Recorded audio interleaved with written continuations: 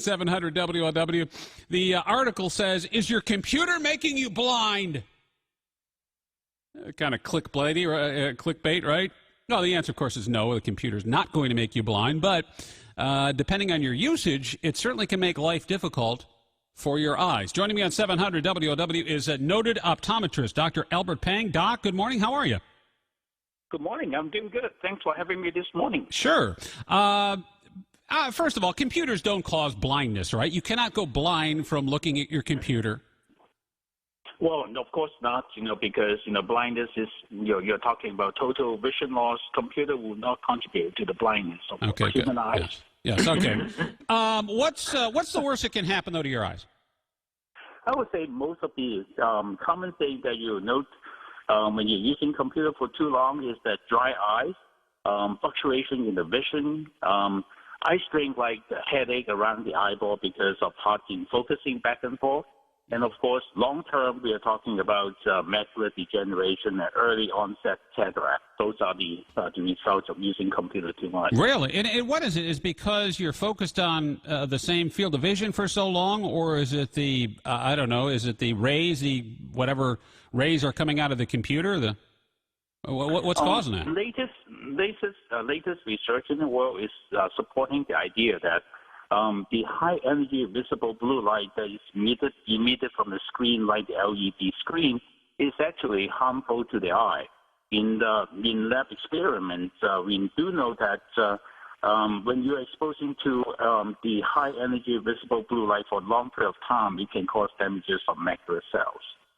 Okay, so that makes sense. Blue light from the screen, yeah. Gotcha. It's the blue light from the screen that is harmful. It's the radiation to some degree. What is it? What actually is happening? So I stared at a computer for a long time. Some of the most obvious, so you get like an eye twitch or something like that is the most common thing to present to you? Twitching of the eye is because of the holding the same position. The neck muscle is actually swollen, causing the pressing on the nerve, the cranial nerve that supplies the eye muscle. So it's because of the fixed posture causing soreness to the neck. But that condition is called accommodative spasm. That's basically because you're staring at the same distance for too long period of time, that the eye muscle just lock in there, will not able to give you the flexibility of relaxing it and focusing far away. So that's why the symptom is when you look at the screen for too long, when you try to look away, look at something far away, it takes you a much longer time for you to gain the focus at distance. Okay. That's because of the spasm. How do you distinguish this from like old age? For example, I said this before. You're in your 30s, your 40s hit, and then it's like almost overnight. I'd be looking at my, laying in bed watching TV and maybe reading something off a tablet, and I would look up, and it'd take too long for my eyes to switch focus from something close to far away. I just chalk that up to old age, saying, okay, the time has come. I got to get some glasses so I can, distinguish far from near, and I already had the LASIK surgery years ago. That's clearly not the issue. Is that an old age issue, or is that a computer issue? Well, it's actually a combination of two things. When you think back, though, is our generation before us, like our parents, they do not need to wear bifocal until in the 50s or 60s. Whereas when you look around our peers now, they all wearing reading glasses or bifocal much sooner, in the 40s. And you're talking about a whole decade's difference. And the reason is because we are the first generation, we are the first generation that actually exposed to the computer revolution. In the 80s, we started to use computer. In the 90s, the peak, and we are now actually getting more, and people are suffering from this kind of bifocal problem much sooner than our parents have. And that's contributed partly to the computer usage. Very interesting. Dr. Albert Pang is an optometrist. Can I call you Al? Yes, anytime. Okay, well, if you'll be my bodyguard, I'll be your long-lost pal if that works out with you. What about, how do you combat this whole thing then? I know they sell like special computer glasses. Do those do anything, or are they a gimmick? No, actually, it's true. Computer glasses, you've got to understand, is prescription computer glasses, they do have a mild prescription there to help you to relax your eyes, so to resolve the accommodative spasm that we talked about earlier. The second thing is they all have some kind of filter to filter out the high-energy visible light. Now, not all blue lights are bad, but the high-energy visible blue light is harmful. So they adjust it to a certain tints to able to filter out those blue lights, so it's healthier for the eyes in the long run. But most important thing is you can also take break in between your computer work. Do not stay at the computer for hours. Every hour, stand up, look away, move your head around to relax your eye muscle so that your eye muscle will not be twitching. So those are the healthy things that you can do. So once an hour, get up for maybe 5 minutes is what you're saying. Yes, every hour get up and stand up and look around and then move your head and, take a break for about 5 minutes. Okay, and then kind of but it's funny, though, because I'm sure you spend a lot of time in front of your computer, too, and I can be online doing work, paying bills or whatever, and next thing I know, it's 3 hours later. Yeah, that's the thing. It's kind of like take some conscious effort to do that. They do even have programs that were able to remind you. But again, I would say probably the most important thing is just take a conscious effort about, hey, what time is it now? And then you should just really take a break in between your computer work. It's become more productive, too.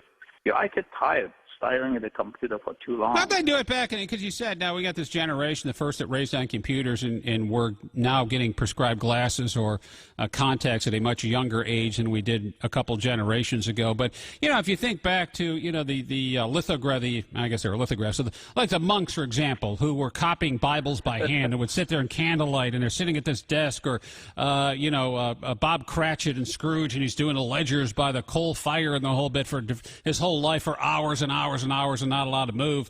How come? Did those guys have eye problems? Do you know? For sure. I think those monks that's copying scripture from the dark light, those definitely is the first victim of nearsightedness. You can see those people always look weird. And the reason they have to move their head so close. It's also with the monks. It's not just the eyes, Doc. It's also the haircut. That's a really weird-looking haircut. With the bull, it's like the bull, and it's like the reverse Pete Rose. I don't know what's going on. That's a good point. They're weird-looking. I would say probably a high percentage of time is probably have eye problem like nearsightedness. But to answer the question that you have, you're also noticing that nowadays younger people children are getting into nearsightedness still much sooner than we are. Look around us when we are growing up in the school, we seldom see people wearing glasses, maybe 1/3 of them. But when you look at the classroom nowadays, in children's classroom, half of them is using glasses. And again, you cannot blame it on genetics. It's all to do with the fact that we are now putting kids 4 or 5 years old with tablets, with cell phone, and they're staring at the devices for hours. Right. And I myself is seeing younger people is getting glasses earlier and more severe too. Yeah, because everything, you spend all your time now looking at a device, be it a handheld or something fixed, or video games. I mean, even playing into that as well, I suppose, is looking at a monitor most of the day. So it would make sense that younger people are presenting with these same symptoms you didn't see till people in their 50s or 60s. From a human genetic standpoint, because we survive and we adapt, Dr. Albert Pang, will future generations, because of genetic mutation and selection, natural selection, will people develop computer-based eyesight?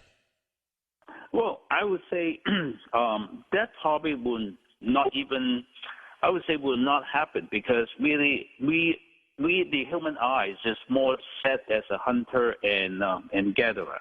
The natural components of the eye is more geared to a structure, to a scene far away.